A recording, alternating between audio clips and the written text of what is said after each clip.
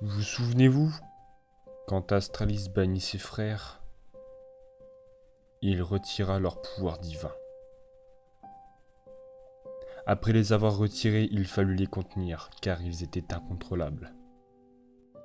Ils étaient tellement incontrôlables qu'Astralis essaya de créer des prototypes dragons anciens pour les contenir, mais à chaque fois, ils mouraient dans d'atroces souffrances.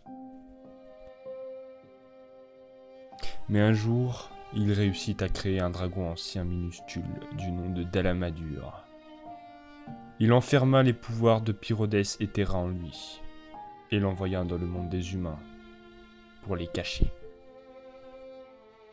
Mais à cause des pouvoirs qui étaient renfermés en lui, un jour il devenit immense.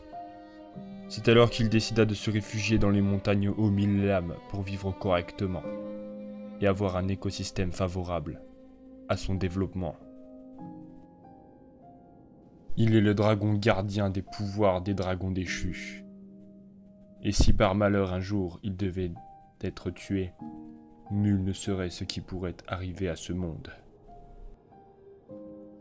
Ce qui va suivre se situe après la mort du héros de Kokoto et Terra, pendant la bataille du Fort Shrad.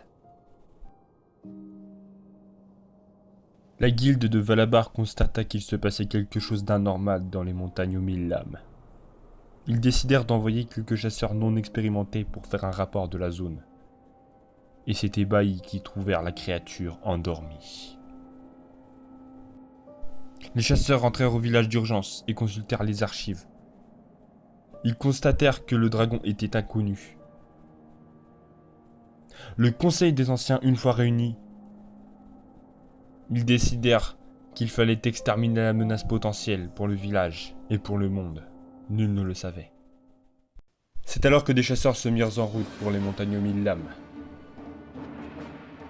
C'est une fois arrivés qu'ils constatèrent l'immensité de la créature et la difficulté du combat qui les attendait. Mais les courageux engagèrent le combat sans hésitation.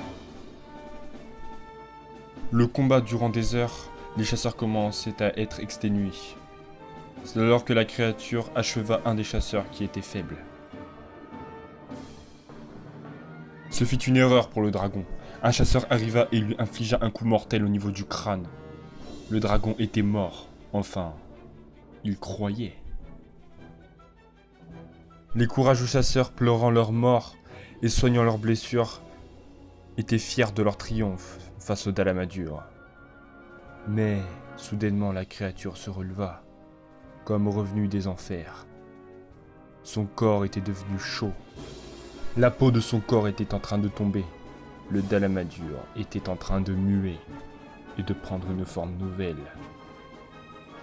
En vérité, après la mort de la première phase du Dalamadur, il absorba les pouvoirs de Pyrodès et se redonna vie en tant que gardien, Shah.